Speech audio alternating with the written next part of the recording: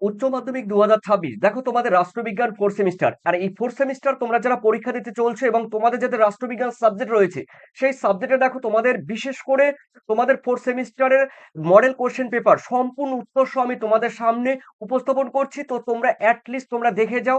তোমাদের ছোট প্রশ্ন থেকে বড় প্রশ্ন থাকছে এই ভিডিওর মাধ্যমে। একবার পয়েন্ট অনুসারে তোমরা দেখে যাও, দেখবে তোমাদের মুখস্থ হয়ে যাবে। এবং অবশ্যই তোমাদের এই ভিডিওটি কার্যকর হতে চলছে, তার কারণ পর্ষদ থেকে, বোর্ড থেকে তোমাদের যে ওয়েস্ট বেঙ্গল পর্ষদ থেকে যে মডেল কোশ্চেন পেপারটি প্রকাশ করেছে, কোন টাইপের কোন ধাঁচের প্রশ্ন তোমাদের আসতে চলছে এবং তোমাদের যে 2 নম্বরে রয়েছে বা তোমাদের যেই 10 নম্বরে রয়েছে কতটুকু লিখতে হবে, অর্থাৎ তোমাদের লেখার যে স্টাইল রয়েছে, লেখার যে পরিমাণ রয়েছে, সেটি তোমাদের সামনে আমি উপস্থাপন করতে চলেছি।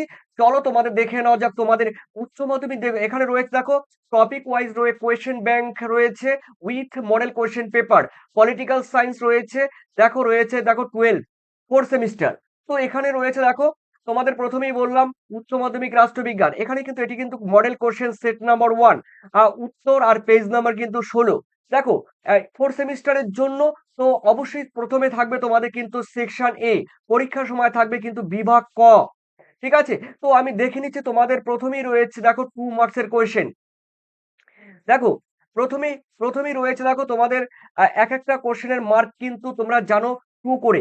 তো আমরা দেখে নিচ্ছি তোমাদের রয়েছে এখানে। দেখো তোমাদের মেইনলি দেখো 2 ইন্টু 5, অর্থাৎ তোমাদের রয়েছে 10, অর্থাৎ একটা প্রশ্নের মান কিন্তু 2 করে। তো দেখে নিচ্ছি আমরা, প্রথম কোয়েশ্চেন রয়েছে আন্তর্জাতিক সম্পর্কের দুটি বৈশিষ্ট্য উল্লেখ করো।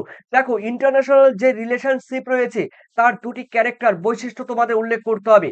দেখো আন্তর্জাতিক সম্পর্কের বৈশিষ্ট্যের প্রথম হলো রাষ্ট্রকেন্দ্রিকতা। ঠিক আছে, দেখো আন্তর্জাতিক সম্পর্কের মূল একক বা ভিত্তি হলো রাষ্ট্র।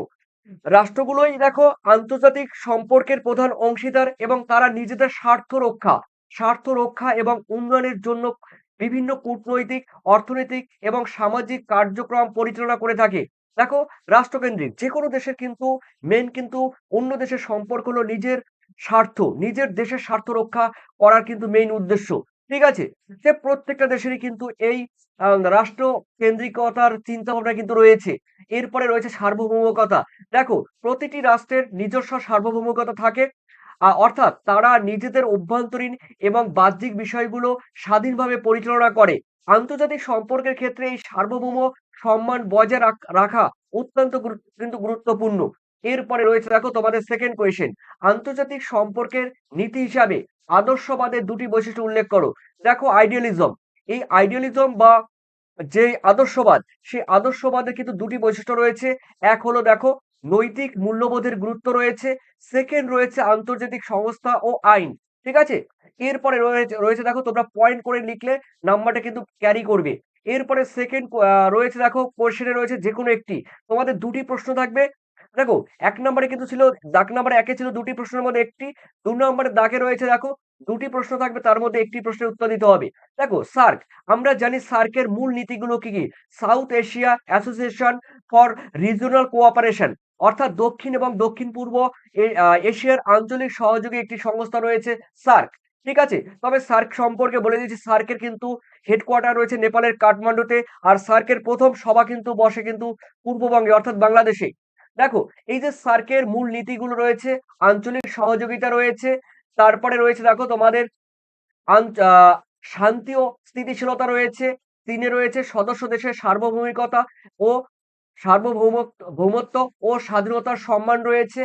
4 এ রয়েছে দেখো 4টি দিয়েছি তোমাদের, অন্তর্ভুক্তিমূলক উন্নয়ন। ঠিক আছে, ছোট ছোট করে তোমাদের লিখিয়ে দিয়েছি, তোমাদের টাইমের মধ্যে যেন তোমরা কভার করতে পারো। আসিয়ান কার্যাবলীগুলো উল্লেখ করো। দেখো আসিয়ানের কি কি কার্যাবলী রয়েছে, দেখো আঞ্চলিক শান্তি এবং নিরাপত্তা বজায় রাখা, অর্থনৈতিক উন্নয়ন, আঞ্চলিক সহযোগিতা, এগুলো। এরপরে রয়েছে দেখো তোমাদের 3 এ যে কোনো একটি প্রশ্নের উত্তর দাও। দেখো একটি প্রশ্ন, দুটোর মধ্যে একটি প্রশ্ন।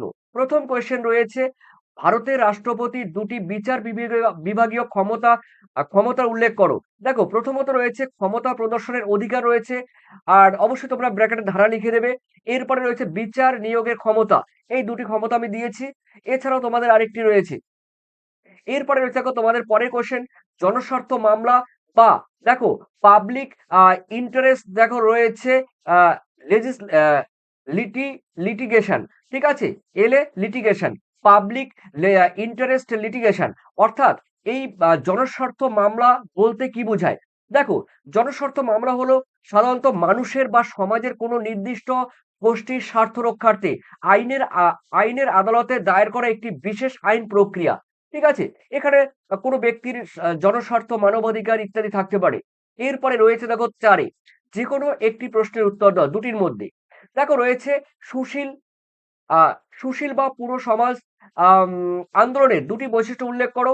দেখো, দুটি বৈশিষ্ট্য আমি এখানে দিয়েছি, একসঙ্গে দিয়েছি দেখো, একসঙ্গে কিন্তু উল্লেখ করে দিয়েছি। একটি হলো স্বেচ্ছাসেবী আর অরাজনৈতিক কাঠামো, আর অন্যটি রয়েছে দেখো, এটি গণতন্ত্র এবং মানবাধিকার। লিখে দিয়েছি একদম শর্ট করে। এরপরে রয়েছে চিপকো আন্দোলনের দুটি বৈশিষ্ট্য উল্লেখ করো। চিপকো মুভমেন্ট বা চিপকো আন্দোলন তোমরা জানো ১৯৭০ দশকে উত্তর পূর্ব ভারতে, বিশেষ করে ১৯৭৩ সালে, ঠিক আছে, এই আন্দোলন সংগঠিত হয়েছিল উত্তরপ্রদেশে, অর্থাৎ বর্তমানে রয়েছে উত্তরাখণ্ড, তোমরা জানো। তো এই আন্দোলনের দুটি বৈশিষ্ট্য, গাছ আলিঙ্গন করে অহিংসা প্রতিবাদ, অর্থাৎ গাছকে, দেখো এই যে গাছ, সেই গাছকে জড়িয়ে ধরে যে আন্দোলন করেছিল মানুষ, ঠিক আছে, গাছকে জড়িয়ে ধরে যে আন্দোলন করেছিল, তো সেই গাছ আলিঙ্গন করে অহিংসা প্রতিবাদ, মানে কোনো হিংসা করা যাবে না, জাস্ট মানে গাছ কাটার আগে আমাকে আমাকে কেটে ফেলো, এই ছিল তাদের প্রতিবাদের মূল বিষয়বস্তু। তো গাছ আলিঙ্গন করে অহিংসা প্রতিবাদ, নারীদের ব্যাপক অংশগ্রহণ করেছিল এই চিপকো আন্দোলনে। সংক্ষিপ্ত দিয়েছি, দেখে নাও। আর এরপরে রয়েছে দেখো তোমাদের ৫ নম্বরে, যেকোনো একটি প্রশ্নের উত্তর দাও। দেখো, স্থানীয় স্বায়ত্তশাসন বলতে কি বোঝায় লিখে দিয়েছি, দেখে নাও। এরপরে রয়েছে দেখো তোমাদের ৭৩ বি নম্বরে, ৭৩তম সংবিধান সংশোধনের দুটি বৈশিষ্ট্য উল্লেখ করো। দেখো, ত্রিস্তরীয় পঞ্চায়েত ব্যবস্থা রয়েছে, আসন সংগ্রহ রয়েছে, তোমরা জানো এসসি এসটি দের জন্য, এবং মহিলাদের জন্য আসন সংরক্ষণও কিন্তু আছে। এরপরে বিভাগ খ এর মধ্যে রয়েছে দেখো বিভাগ খ বা বিভাগ বি। তো দেখে নিচ্ছি, দেখো এখানে কিন্তু প্রত্যেকটি প্রশ্নের মান কিন্তু দেখো, একটি প্রশ্ন এখানে টোটাল থাকবে কিন্তু তোমাদের ১২টি, মানে ১২ নম্বরের, ঠিক আছে, টোটাল থাকবে তোমাদের কিন্তু ১২ নম্বরের ৪ করে। আহ, তো ৪ করে দেখো ৩টি প্রশ্ন উত্তর দিতে হবে। আমি দেখে নিচ্ছি প্রথম কোয়েশ্চেন, আঞ্চলিক সংগঠন হিসেবে সার্কের ভূমিকা উল্লেখ করো। দেখো, সার্কের ভূমিকা উল্লেখ করতে গেলে কিন্তু তোমাদের দেখো রয়েছে অর্থনৈতিক উন্নয়ন রয়েছে, সাংস্কৃতিক বিনিময় রয়েছে, শিক্ষা ও গবেষণা রয়েছে, পরিবহন ও যোগাযোগ রয়েছে, শান্তি ও নিরাপত্তা রয়েছে, পরিবেশ সংরক্ষণ রয়েছে, এগুলো। আর সেকেন্ড রয়েছে দেখো বি নাম্বারে, ইউরোপীয় ইউনিয়নের উদ্দেশ্যগুলি বর্ণনা করো। দেখো, ইউরোপীয় ইউনিয়নের মোট কিন্তু দেশের সংখ্যা কিন্তু ২৭টি, ঠিক আছে। এরপরে রয়েছে দেখো তোমাদের আম এখানে বলেই দিয়েছে, দেখো ইউরোপীয় ইউনিয়নের উদ্দেশ্যগুলো কি কি, কি কি উদ্দেশ্যে ইউরোপিয়ান ইউনিয়ন গঠিত হয়েছিল। শান্তি ও মূল্যবোধ বজায় রাখা। আর সেকেন্ড রয়েছে একক বাজার ও অর্থনীতির সমৃদ্ধি। তারপরে হচ্ছে অভিন্ন মুদ্রা ইউরো প্রচলন। তারপরে নিরাপত্তা ও বিচার ব্যবস্থা রয়েছে, টেকসই উন্নয়ন বা পরিবেশ সুরক্ষা রয়েছে। তারপরে রয়েছে সামাজিক সংহতি রয়েছে, আন্তর্জাতিক বা ইন্টারন্যাশনাল যে এফেক্ট বা প্রভাব, ইমপ্যাক্ট, সেগুলো রয়েছে, এগুলো রয়েছে। এরপরে ৭ এর মধ্যে রয়েছে একটি প্রশ্নের উত্তর দিতে হবে। দেখো, একটি প্রশ্ন। দেখো, একটা কথা বলে দিচ্ছি, তোমরা যারা এই যে পরীক্ষা দিতে চলছো 4 সেমিস্টার, তোমাদের কিন্তু আমার মেইন পিডিএফ যেটি রয়েছে, তোমরা যারা নিয়েছো, তো তোমাদের অসংখ্য ধন্যবাদ। তবে এই মেইন পিডিএফ এর মধ্যে তোমরা কিন্তু পাচ্ছ দেখো টোটাল একদম উত্তর সহ প্রথম অধ্যায় থেকে শেষ পর্যন্ত তোমাদের কিন্তু রয়েছে। তো সেই পিডিএফ যারা নিয়েছো, আর যারা এখনো নেওনি, অবশ্যই তোমাদের পরীক্ষার বেশি দিন নেই, তাই তোমাদের কথা চিন্তা করে দেখো, তোমরা যারা নেবে, তোমাদের এই মডেল কোশ্চেন পেপার, আর অন্যদিকে রয়েছে তোমাদের এই যে এই মডেল কোশ্চেন পেপার বোর্ড থেকে, পশ্চিমবঙ্গের পর্ষদ থেকে যেটি প্রকাশ করা হয়েছে মডেল কোশ্চেন পেপার, সেই সঙ্গে রয়েছে আমার মেইন পিডিএফ। তবে বর্তমানে যারা নেবে, পুরনোদের জন্য নয় কিন্তু, পুরনো যারা রয়েছে বা আমার পিডিএফ যারা নিয়েছে, তাদের কিন্তু ৫০ টাকা পেমেন্ট করতে হবে, যারা আমার পিডিএফ নিয়েছেন এই মডেল কোশ্চেন পেপারের জন্য উত্তর সহ। আর যারা নতুন আছো, তোমরা অবশ্যই তোমাদের 75 যারা পেমেন্ট করবে, তাদের কিন্তু আমার মেইন পিডিএফ দেব। সেই সঙ্গে সঙ্গে তোমাদের কিন্তু পর্ষদের মডেল কোয়েশ্চেন ব্যাংক উত্তর সহ তোমরা কিন্তু পাবে মাত্র 75 পেমেন্ট করলে। আর দেখো, 7890404016 এই নাম্বারে তোমরা হোয়াটসঅ্যাপ করবে, ঠিক আছে। হোয়াটসঅ্যাপ করলে তোমরা কিন্তু বলবে তোমাদের ডিটেলস বলবে, তো তোমাদের অবশ্যই তোমরা 75 পেমেন্ট করলেই তোমরা পিডিএফ পেয়ে যাবে, একদম পর্ষদ থেকে শুরু করে, আর অন্যদিকে এবিটিএর টেস্ট পেপার, সেই সঙ্গে মেইন পিডিএফ দেখে নিচ্ছি। এরপরে রয়েছে দেখো তোমাদের পৌর বা সুশীল সমাজের আন্দোলনের গুরুত্ব কি। দেখো পৌর বা সুশীল সমাজের যে আন্দোলন ছিল, সেই আন্দোলনের গুরুত্ব কতখানি ছিল। দেখো প্রথমে রয়েছে মানবাধিকার ও সামাজিক ন্যায় বিচার রয়েছে, গণতান্ত্রিক অংশগ্রহণ এবং সচেতনতা রয়েছে, রাষ্ট্রের জবাবদিহি ও স্বচ্ছতা রয়েছে, জনমত গঠন ও নীতি নির্ধারণের প্রভাব রয়েছে, এরপরে সামাজিক উন্নয়নের স্বেচ্ছাধীন কাজ রয়েছে, তারপরে বিরোধ নিষ্পত্তি এবং সংঘাত নিয়ন্ত্রণ, এগুলো কিন্তু রয়েছে। এরপরে কিন্তু এই কোশ্চেনটি ভিভিআই ট্রিপল স্টার, তার কারণ নর্মদা বাঁচাও আন্দোলন থেকে কিন্তু একটি কোশ্চেন তোমাদের দেবে। নর্মদা বাঁচাও আন্দোলনের গুরুত্ব কি ছিল। দেখো পরিবেশ সুরক্ষা ছিল, মানবাধিকার বিষয়ে প্রচারণা ছিল, হ্যাঁ, মানবাধিকার বিষয়ে প্রচারণা ছিল। আর সেই সঙ্গে সেই সঙ্গে তোমাদের আমি বলে দিচ্ছি, আর টেকসই টেকসই উন্নয়নের প্রচারণ ছিল। টেকসই উন্নয়ন কথার মানে কিন্তু তোমাদের রয়েছে সুস্থায়ী উন্নয়ন, ঠিক আছে। টেকসই উন্নয়ন মানে সুস্থায়ী উন্নয়নের প্রচার রয়েছে। তারপরে তোমাদের রয়েছে দেখো, তারপরে রয়েছে আইনি আইনি ও রাজনৈতিক প্রভাব রয়েছে, প্রান্তিক সম্প্রদায়ের ক্ষমতায়ন রয়েছে, ঠিক আছে, এগুলো রয়েছে। আর সেই সঙ্গে তোমাদের দেখো 8 নম্বরের কোশ্চেন মানে যে কোনো একটি প্রশ্নের উত্তর দিতে হবে। দেখো প্রথম কোশ্চেন রয়েছে গ্রাম পঞ্চায়েতের কার্যাবলী সংক্ষেপে আলোচনা করো। গ্রাম পঞ্চায়েত কার্যাবলী মানে উন্নয়নমূলক কাজ রয়েছে, তারপরে জনকল্যাণমূলক ও স্বাস্থ্যসম্মত পরিষেবা রয়েছে, শিক্ষা ও সংস্কৃতি উন্নয়ন রয়েছে, অর্থনৈতিক ও প্রশাসনিক দায়িত্ব রয়েছে, সামাজিক ন্যায় বিচার রয়েছে, এগুলো। এরপরে রয়েছে তোমাদের বি নম্বরের কোশ্চেনটি খুবই গুরুত্বপূর্ণ, সংবিধানের 368 ধারা অনুসারে দেখো কিভাবে ভারতের সংবিধান সংশোধন করা যায়। দেখো সংবিধান তোমাদের একটু ভূমিকা লিখবে হালকা করে, তারপরে সংবিধান সংশোধনের প্রয়োজনীয়তা রয়েছে। দুইয়ে রয়েছে ধারা 368 অনুসারে সংবিধান সংশোধন করা যাবে, তার পদ্ধতিগুলো, সংবিধানের বিল পাশের শর্ত সমূহ রয়েছে। তারপরে রয়েছে দেখো সংশোধনের ধারার ধরন রয়েছে, রাষ্ট্রপতির অনুমোদন রয়েছে, আর সংশোধনী বিল কার্যকর হওয়া রয়েছে। এরপরে রয়েছে তোমাদের সেকশন রয়েছে দেখো সি, মানে বিভাগ কিন্তু গ। এখান থেকে থাকবে দেখো তোমাদের 3টি প্রশ্ন, প্রত্যেকটি প্রশ্নের মান কিন্তু 6 করে। দেখো আমি একটু দেখে নিচ্ছি।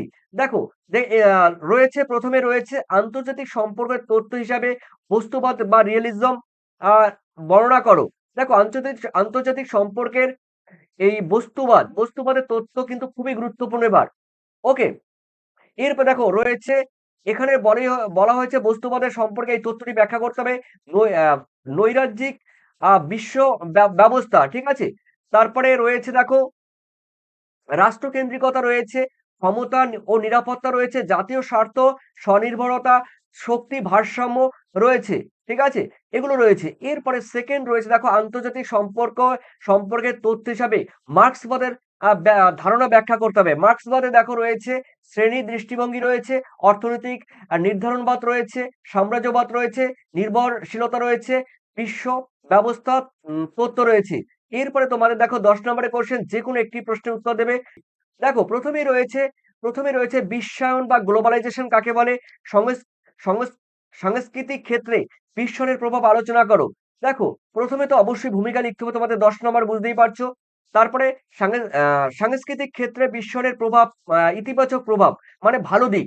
দেখো সাংস্কৃতিক আদান প্রদান ঘটে বিশ্বের। দেখো বর্তমানে বিশ্বের এই যে বিশ্বায়নের ফলে এক দেশের সঙ্গে অন্য দেশের সাংস্কৃতিক বিভিন্ন শিল্প, সাহিত্য, কলা, বিজ্ঞান, খাবার উৎস, তারপরে পোশাক, ঠিক আছে, ইন্টারনেট প্রভৃতির মাধ্যমে কিন্তু আমরা জানি। দেখো এই যে বিষয়গুলো, ঠিক আছে, এগুলো কিন্তু বিভিন্ন দেশের সঙ্গে কিন্তু একটি পারস্পরিক সম্পর্ক, বোঝাপড়া তৈরি হয়, ঠিক আছে, অর্থাৎ সাংস্কৃতিক আদান প্রদান ঘটে।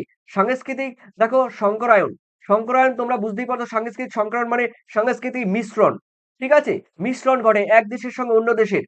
এরপরে রয়েছে দেখো তোমাদের সচেতনতা বৃদ্ধি হয়। তারপরে বিশ্বায়নের নেতিবাচক দিকগুলো, নেতিবাচক মানে নেগেটিভ যে দিকগুলো রয়েছে, খারাপ দিকগুলো।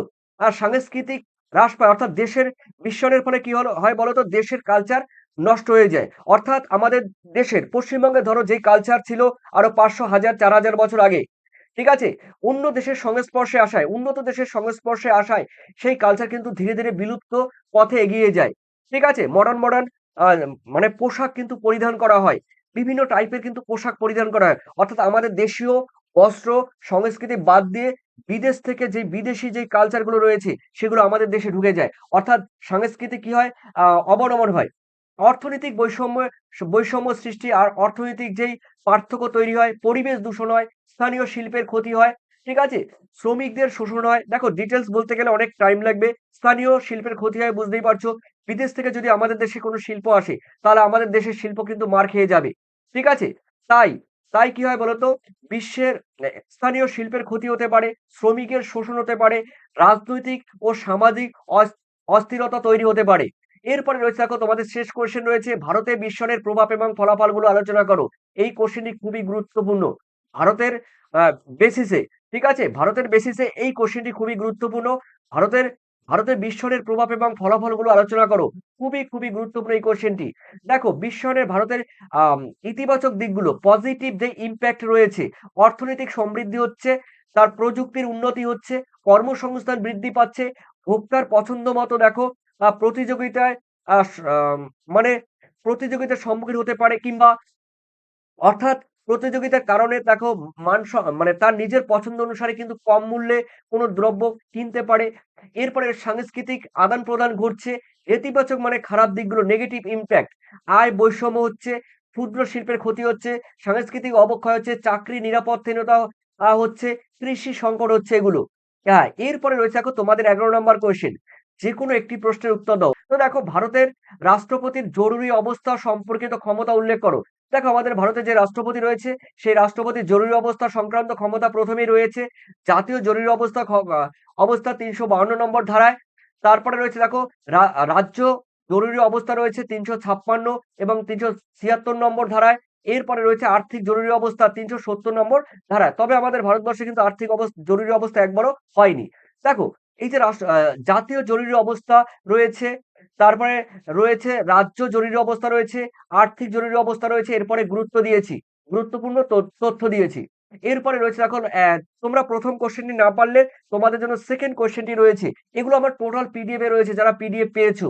যারা পিডিএফ নেওনি আমি বলব তোমরা এখনো যারা নেওনি 7890404016 এই নাম্বারে তোমরা WhatsApp করো এবং তোমরা কিন্তু অবশ্যই তোমাদের টোটাল আমি দিয়ে দেব কিন্তু 75 পেমেন্ট করলেই কিন্তু তোমাদের দিয়ে দেব।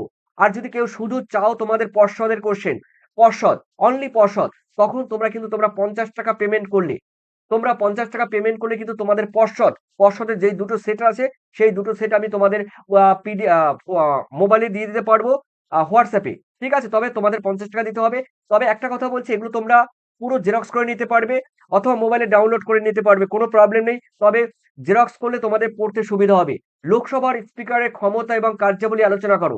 দেখো লোকসভার প্রশাসনিক কার্য পরিচালনা রয়েছে, সভা পরিচালনার দায়িত্ব রয়েছে, অর্থ বিল সম্পর্কিত ক্ষমতা রয়েছে। মানে এখানে কিন্তু লোকসভার এখানে দেখো এখানে বলেছে স্পিকার। স্পিকার কথার মানে হলো এখানে তোমাদের বলতে পারে অধ্যক্ষের। ঠিক আছে? অধ্যক্ষের দেখো অধ্যক্ষের ক্ষমতা কার্যাবলী আলোচনা করা একই কিন্তু কোয়েশ্চেন। অর্থ বিল সম্পর্কিত ক্ষমতা রয়েছে। লোকসভা এবং রাষ্ট্রপতির সংযোগ রক্ষা করে এই স্পিকার বা অধ্যক্ষ। ঠিক আছে? কোরা এরপরে কোরাম সংক্রান্ত দেখো রয়েছে ক্ষমতা লোকসভার কার্য করতে পারে। এরপরে রয়েছে দেখো তোমাদের যৌথ অধিবেশনের সভাপতিত্ব করতে পারে। এরপর রেখেছে উপসংহার। তো এগুলো ছিল কিন্তু তোমাদের এই যে 4th সেমিস্টারে তোমাদের দেখো পর্ষদ থেকে যেই কোশ্চেনটি তোমাদের প্রকাশ করেছে সা মডেল কোশ্চেন পেপারটি সেটির সম্পূর্ণ উত্তর আমি বললাম। এটি কিন্তু রয়েছে সেট নাম্বার 1 আর এরপরে কিন্তু সেট নাম্বার আরেকটি আছে সেটিও তোমাদের দেব। তবে তোমাদের মূল্যবান কমেন্ট অবশ্যই আমাকে এই ভিডিওর কমেন্ট সেকশনে তোমরা কিন্তু জানিয়ে দেবে। ওকে? আর তোমাদের আগামী পরীক্ষাগুলো আরো ভালো হোক, আরো সুন্দর হোক এই আশাই কামনা করি। তোমাদের সবাইকে best of luck. Thank you.